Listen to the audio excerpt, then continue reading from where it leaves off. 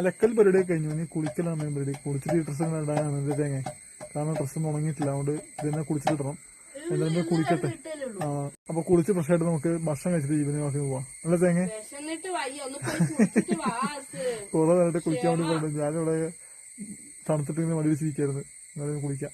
മഴ അടിപൊളിയായിട്ട് കൂടിയിട്ടുണ്ട്. നിശ്ചിതയെ കുളിക്കാൻ പോയിരിക്കാം. നിശ്ചയ കുളിച്ചിട്ട് വരട്ടെ.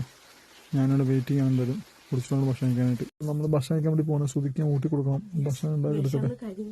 അപ്പൊ മീൻകറി ചട്ടിയിലിട്ട് ചോറ് റെഡി എടുത്തിട്ടുണ്ട്. അപ്പൊ അതാണ് ഫസ്റ്റ് ഊട്ടി കൊടുക്കുന്നത്. അപ്പൊ ഗൈസ് ഞാൻ താഴെ ഇരിക്കണം, ആദ്യം മുകളിൽ ഇരിക്കണം. അതാകുമ്പോ ഊട്ടി തരാനൊരു ബാക്കുണ്ടാവും.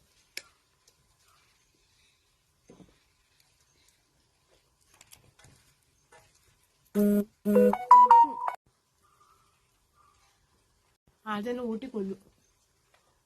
പെട്ടെന്ന് വലുതാവണ്ടേ? അതുകൊണ്ടാണ്. വാങ്ങി.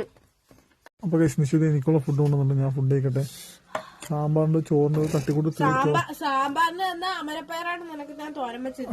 എനിക്ക് ഒരാൾക്ക് മാത്രമേ തോരൻ ഉണ്ടാക്കിയിട്ടുള്ളൂ. ഉള്ളത് എനിക്ക് അഡ്ജസ്റ്റ് ഉണ്ടായിരുന്നു. Thank you. ഈ നന്ദി എന്നും വേണം. ഫൈനലി ആദ്യ കഴിച്ചു തുടങ്ങുകയാണ്. എങ്ങനെയുണ്ടെന്ന് പറയട്ടെ. നല്ല ചൂട് സാമ്പാറും നല്ല ചൂടല്ല, നല്ല തണുപ്പും ചൂട്. കിളി പോയതാണ് ആർജയ്ക്ക്. പുറത്ത് നല്ല മഴ പെയ്ത് ഇങ്ങനെ ഇതായി കിടക്കണം. തുണിയൊക്കെ നനഞ്ഞു കിടപ്പുണ്ട്.